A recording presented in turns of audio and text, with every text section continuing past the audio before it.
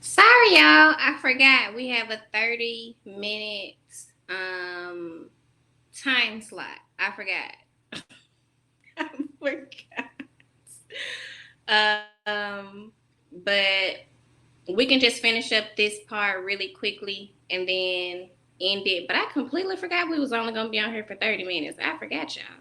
But yes, Savant, he's very protective of his brothers, and he doesn't realize that with him being so overprotective, that he comes off very controlling and like an asshole, and he feels like because he's the oldest, naturally, what he says goes.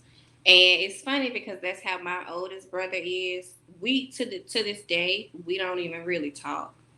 I haven't really had a full conversation with my oldest brother in years, maybe 2 years now, or at least a year and a half, maybe 2 years, because it was before it was before COVID. So I probably haven't talked to my oldest brother in like 2 years because he's very overprotective and controlling in the sense of I know it's your life, but I know best, so listen to me. And I haven't talked to him in about 2 years because of that. So Savant's story is gonna be hard for me for that reason, but it's also going to be kind of therapeutic in a sense because it'll allow me to give Dijon the the experience with Savants that I wish I could have had with my extremely overprotective and controlling older brother.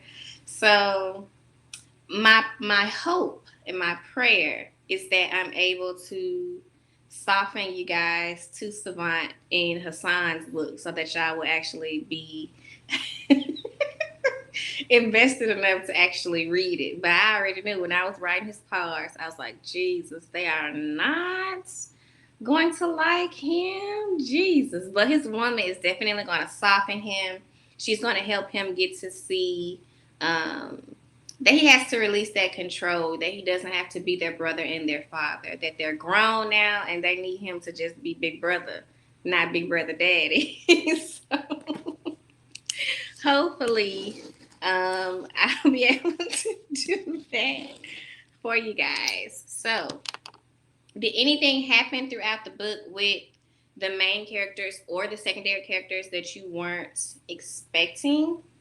Like, were you expecting Hassan and Vanna to hit it off the way that they did? Were you expecting Savant to cave and kind of give in to Assad, maintaining control? Because realistically, Savant was supposed to be the one who was in control.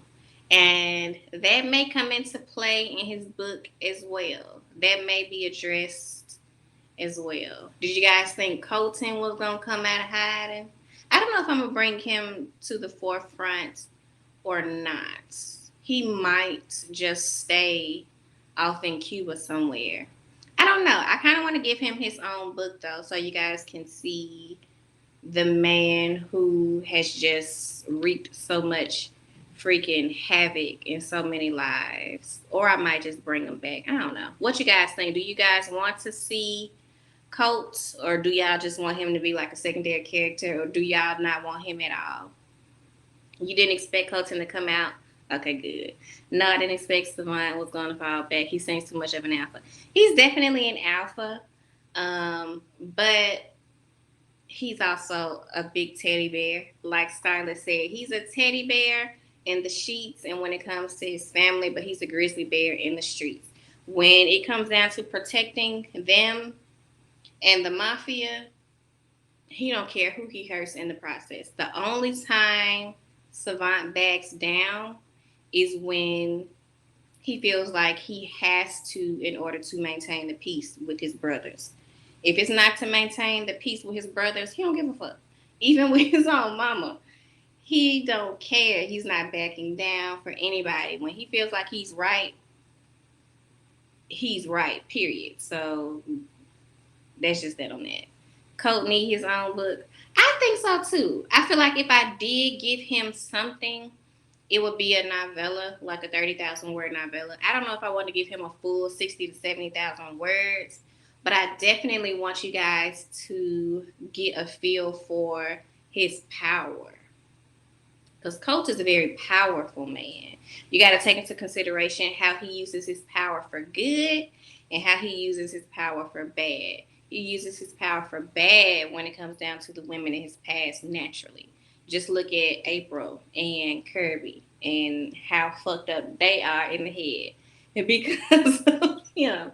But he also uses his power for good because of what he's done for the mafia and what he's done for his sons. So I want you guys to get a glimpse of that.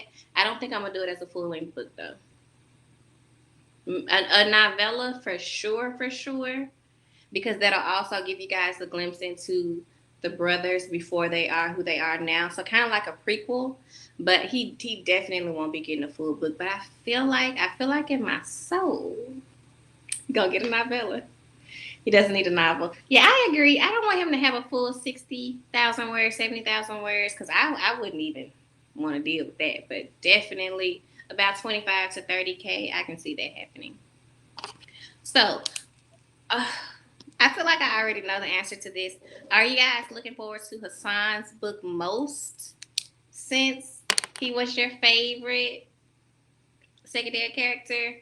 Or Dijon, did she kind of pique your interest, or do you not know enough about her yet? Are you interested in Savant's book to see how he changes, or is it just all about Hassan right now? And if it's all about Hassan, I'm cool with that because he next. I figured as much. I don't know what's going to happen with him and Vanna. I don't. I start the character development and the outlining tonight. I've already started Hassan's, but I got to do Vanna's tonight. I can tell y'all there's going to be some drama. And it's going to be some ratchetry. And it's going to be some craziness. And you're going to be looking at it like, what the hell are they doing? Like, both of them are very petty, very crazy, always on some get back type of stuff. So their book is definitely going to be more, I don't want to say action filled, but it's definitely going to be, they're going to be on some bullshit. That's all I can say. So I don't know the overall scope of it yet, but just expect them to be on a whole lot of bullshit. I'm cautiously optimistic about Savant's book. Good. I think when you guys get his book, you're going to love him just as much as I do. Because, like I said, Savant is more logic than emotion. Hassan is more emotion than logic. And Assad is like the mix of both. So for Savant, you're going to see him open up and get emotional and feel feelings and fall in love and just step back and relax and let his brothers do their thing. And I think he's going to be like I don't know. I think you guys are going to be very pleasantly surprised with his story. I think overall, you're probably going to end up enjoying it more than Hassan's. Like, y'all going to love Hassan's story because it's going to be what you're expecting. So you're going to get that craziness from him, the emotion, all that crazy rah-rah type stuff. He's going to be on go. He's going to be a fool. And you're going to enjoy the story. It's going to move a lot faster. It's probably going to be just as long, but it's going to move a lot faster than Assad's book. So you're going to get exactly what you're expecting from Hassan and Vanna. Savant, on the other hand, I really think you guys are going to be surprised. And it's going to be one of those things where you go in like, oh, let me see what this is about. And then by the end, it's going to be great. You're going to love it. Kenny said, I want them all. I don't blame you, girl. Just go in with an open mind, Sonya. That's all I can say. So do you guys have any questions for me or any comments that you want to talk about or anything before we wrap it up? I forgot that for now, because this is the thing. I decided to do the discussions on here just because Facebook and social media is very distracting for me. And so I signed up for the free trial. And I forgot with the free trial that you only have 30-minute sessions. So after tonight, seeing as I really like doing it on here, um, I'm going to just sign up for the whole thing. And then we'll have 2-hour sessions after tonight. So we technically have 20 more minutes before they cut it off again. So I want it to be done before then. So, do you guys have any questions or any comments or anything like that before we head them up and move them out? Y'all want to tell me what y'all think gonna happen in Hassan's book, so we can see if you right when it comes out? Cause I got some ideas. I don't have everything set in stone yet, but I definitely have some ideas. You're gonna see more of Hassan and Rakim. You're going to see more of Hassan and Rock. How I have it set up, each brother from the different families is best friends or was best friends with the other. So for Assad, his best friend, you actually didn't see at all. And that's with good reason. So we're not going to discuss him. But Assad has the best friend within the Mayhem family. And then with Savant, it was Remy. And then with Hassad, it was Rakim. But because of a couple of situations, that friendship has taken some hits and they're kind of not on good terms right now. They still don't go for each other. They still gonna ride for each other, but they're definitely not as close as they used to be for a couple of reasons. And so naturally you'll get to see more of that in Hassan's book. What made you focus on writing from the characters aspect as opposed to the situation? I personally, when I'm doing urban, what I've noticed within the industry is that it's always action driven. It's always plot driven. And that's typically what's most popular. But for me, because I didn't really, I grew up reading both urban and contemporary, but I didn't feel like I grew up writing urban and writing action driven stories. I've also always been invested in just the characters themselves and helping them heal and helping them grow and giving them a true voice. I feel like as a storyteller, I have to narrate my characters' stories. So if I do too much with the action, with the plot, with the situations happening within the book, I feel like I'm doing my characters a disservice. So whenever I do a very character driven plot, it's because I'm dealing with topics or issues that I feel like deserve more of a spotlight than action or drama or just a lot of happenings. I prefer to show their thoughts and their feelings as they deal with whatever is going on. So I decided to focus on telling it from the characters aspect just because I feel like if I would have done it as an action driven story or a plot driven story, then it would have been a whole lot going on, but you wouldn't have been able to see how that really affected Scarlett, and you wouldn't have been able to see how Asaj's childhood affected him and why he was so gentle with women. And it was because of his childhood and his current relationship with his mother that made him so gentle with women. Because if he wasn't so gentle with women, he wouldn't have gravitated towards Scarlett. He would have just seen her as a beautiful woman who was in Malcolm's possession like everyone else did. But because of his situation with his mother and the abuse that he inflicted and the he that was inflicted upon him and the neglect and all of that kind of stuff, that gave him a soft spot that not anybody else had the balls to have. in order to help her. So I felt like instead of me showing a whole lot of backstory to make that make sense, I would have to just do it as a character driven plot instead of an action driven plot. And I wanted to show you guys the makings of Assad, but the mindset of Scarlet.